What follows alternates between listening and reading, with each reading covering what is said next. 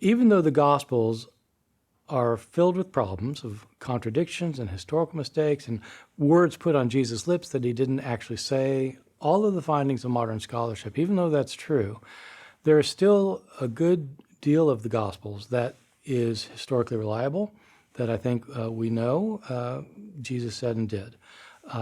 You can't simply pick your favorite parts and say, well, he probably said that, or he probably did that.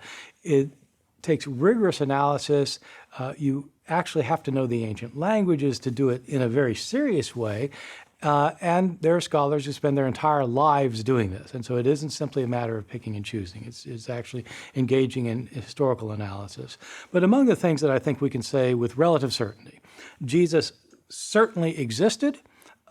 He was a Jewish preacher from Galilee. He collected disciples around him. He taught them his understanding of the law of Moses and his view of what God was doing in the world. Jesus almost certainly thought that the evil age he lived in was going to come to an end soon, and that people needed to repent and prepare for this coming end. And their preparation for it involved doing the things that God wanted them to do. For Jesus, that wasn't simply following a group of little commandments here and there, or making sure you crossed all the T's and dotted all the I's. For Jesus, it was a matter of following the major principles, which for him were, you should love God above all else, and you should love your neighbor as yourself. And that if you do those things and you are completely committed to God, then you will be saved when this coming end arrives. There's a lot in that message that can be translated today into our world. It's a message of being more concerned about other people than for ourselves.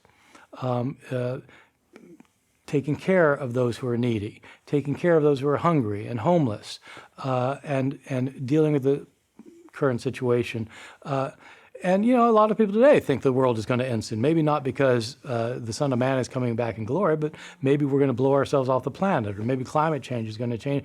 And in light of the fact that the end is coming soon, one way or the other, this is how we ought to behave. And so I think, in fact, this can translate not only for those who are committed Christians, but for anybody living in our world today.